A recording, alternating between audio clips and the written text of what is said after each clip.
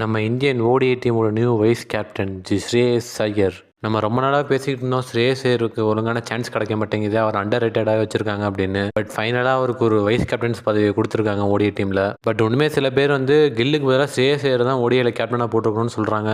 அதை பற்றி நீங்கள் நினைக்கின்றத கமெண்ட் பாக்ஸில் கமெண்ட் பண்ணுங்கள். ஐபிஎல் ஆல்ரெடி ப்ரூவ் பண்ணிட்டாரு அவரால் கேப்டனாக என்ன முடியும் அப்படின்னு. It's time for new beginning. Indian டீமில் ஒரு புது ரோல் அவருக்கு.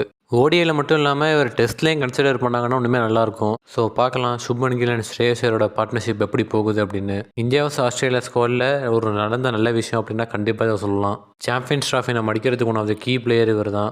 2023 வேர்ல்டு கப்லேயும் சூப்பராக மிடில் ஆர்டரில் தாங்கி பிடிச்சாரு. ஸோ இப்போ ஒரு பேட்ஸ்மனாக மட்டும் இல்லாமல் வைஸ் கேப்டனாக செயல் பண்ணோம். இங்கே நம்ம உமன்ஸ் வேர்ல்டு கப்புக்கு வந்தோம் அப்படின்னா இந்தியா மீண்டும் ஒரு விக்ட்ரி. மென்ஸ் டீமாக இருந்தாலும் சரி உமன்ஸ் டீமாக இருந்தாலும் சரி இந்தியா வர்சஸ் பாகிஸ்தான்னா இந்தியா தான் ஜெயிக்கும். ஸோ அதை மீண்டும் ஒரு முறை ப்ரூவ் பண்ணியிருக்காங்க.